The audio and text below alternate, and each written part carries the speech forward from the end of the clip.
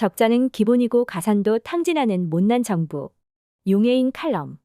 윤석열 정부의 2024년 예산안이 제출되었다.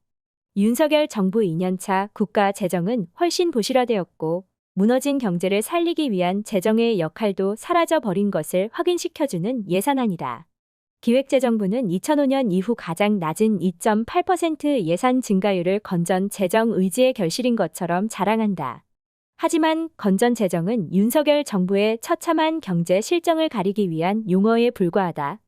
2024년 예산안에서 두드러지게 나타난 것은 윤석열 정부가 그토록 강조했던 건전 재정의 붕괴였다.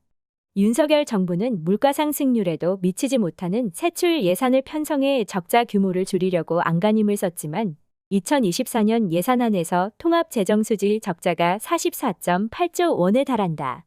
대규모 세수 펑크에 따른 세입 감소 때문이다. 코로나19가 발발했던 2020년에도 결산액과 본예산 총지출액의 차액으로 표시되는 적자액이 33.5조 원이었다.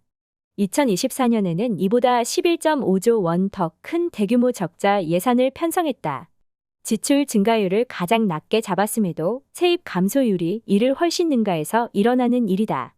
건전 재정은 지출만 줄인다고 이뤄지는 것이 아니라 수입이 적절히 뒷받침되어야 하는 건 삼척동자도 아는 사실인데 윤석열 정부는 이마저도 이해하지 못하고 있다. 국가 부채율은 0.6%포인트 증가해 51%가 되었다. 증가율이 낮아지면서 외견상으로는 국가 재정의 내실화가 이뤄지는 것으로 보일 수 있으나 실상은 그렇지 않다. 윤석열 정부는 작년부터 공공부문의 자산 매각을 강력하게 추진했다.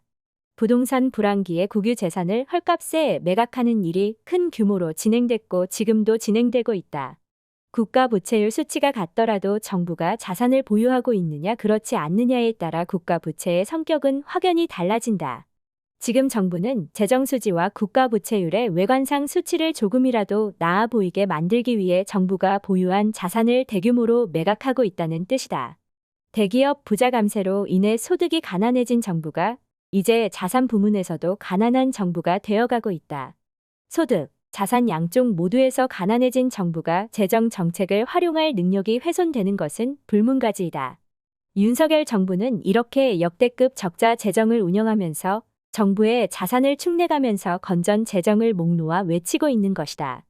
윤석열 정부는 지출을 줄이다 보니 미래 성장 잠재력을 갉아먹는 예산 편성을 했다. 정부는 전체 연구개발 예산을 5.2조 원, 16.6% 줄였다. 산업 경쟁력의 핵심인 교육에 대한 예산도 6.6조 원, 6.9% 감소했다.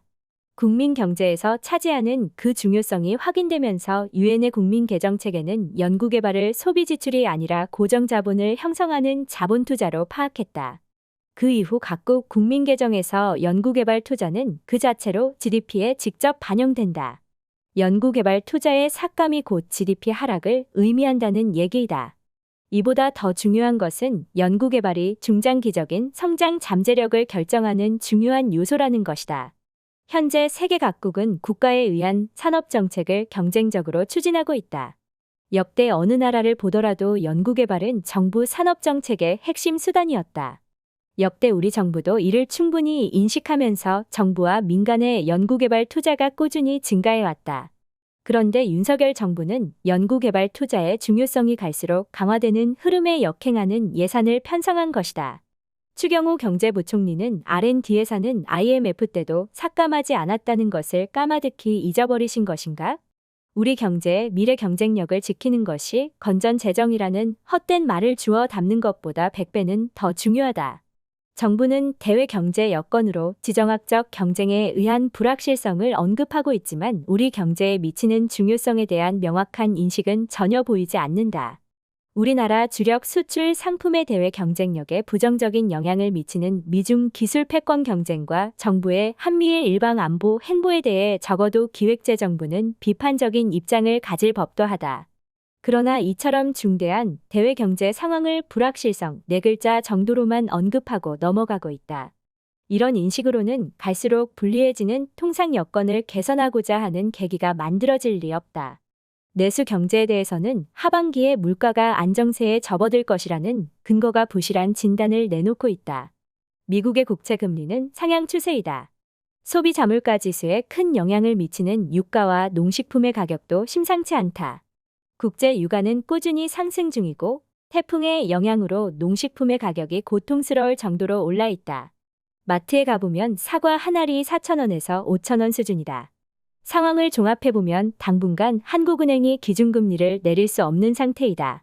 한마디로 고금리 상태가 계속된다는 뜻이다.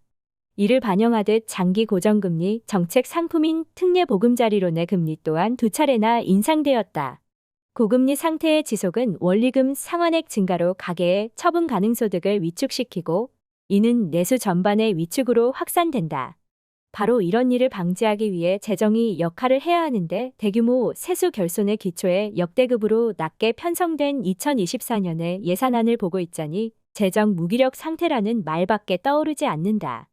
2024년 예산안은 윤석열 정부가 나라 살림을 운용할 능력은 없는데 철진한 보수 이념에 집착하면서 나타날 수 있는 모든 문제들을 집약해 놓았다. 올해는 물론 내년에도 예정된 대규모 세수 결손을 방지하기 위해 세수 정상화부터 해야 한다. 이를 위해서는 작년에 통과시킨 대규모 부자 대기업 감세부터 철회해야 한다. 국유 재산 헐값 매각도 멈출 것을 촉구한다. 세입 정상화 과정에서 임시 수단으로서 유럽 대부분 국가들에서 활용 중인 횡재세 도입도 적극 추진하실 것도 제안한다. 국가 재정의 적극적인 역할을 도모해야 한다. 나라 살림 다 망가뜨려 놓고 쓸 돈이 없어서 가상까지 탕진하는 정부로 기록될 작정이 아니라면 낡아버린 이념을 부디 내려놓고 경제난으로 인한 국민들의 고단한 현실을 직시하라.